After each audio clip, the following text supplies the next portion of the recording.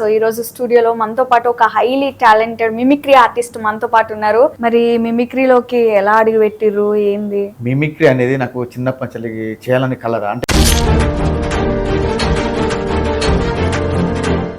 అంటే బాగా ట్రై చేశా. ఏ ఏజ్ నుంచి స్టార్ట్ చేశారు?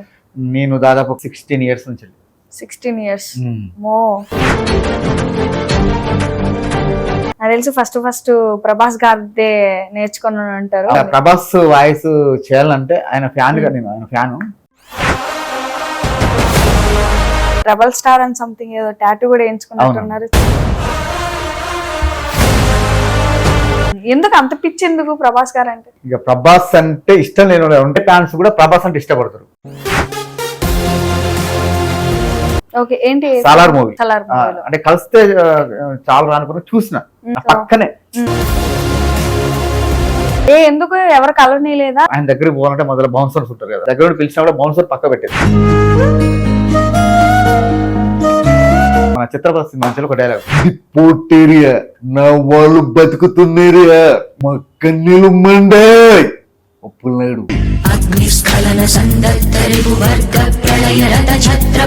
90s కమిడియన్స్ వాయిసెస్ కూడా మీరు బాగా చేస్తారని చెప్పి. అయ్యో కొట్టాడు యాసిటీస్ మంచిగా చేసిరు. ఇప్పుడు నేను ఎవరిని అడగబోతున్నా, తల్లి సెల్లి గల్లీలో లేని సిల్లి నా కొడుకుని కరుస్తే కరుస్తా కరుస్తే అరుస్తా. వాయిస్ మాత్రం ప్రింట్ అన్నమాట, నిజంగా ప్రింట్. అయ్య బాబాయ్ నేనే పోతానా చెరక కోటల్లో చెరకొడే కొంతల్లా రా నా ఇంటికి వచ్చి ₹1 తీసుకెళ్ళు. శ్రీహరి గారు అంటే నాకు చాలా ఇష్టం ఉంటుంది. ఆయన ఒక్కసారి కలవాలి చూడ. చిరంజీవి గారిది కాసిగిప్పాడు కాసేమనిసి అయిపోయాడు వాసులో ఉంటారు. చూడప్ప సిద్ధప్ప నేను సింహం అంటుంది, అది గడ్డ గీసుకోదు. నా శివుడాజ్ఞ నేనిదే, అది ఎముడైనా ఏమి చేయలేదు, నువ్వు చేస్తావా? కనిపించే 3 సింహాలు చట్టానికి న్యాయానికి ధర్మానికి 10 రూపాయలు అయితే మీరు యానిమల్ సౌండ్స్ కూడా చేస్తారని చెప్పేసి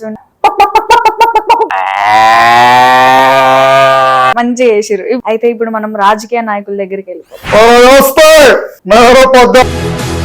నమస్తే చెల్లెమ్మా, నమస్తే అక్కయ్య, నమస్తే. ఇదిగో ఏంటమ్మా నువ్వు ఏం మాట్లాడుతున్నావు? కూసో. మంచి చేసిరు.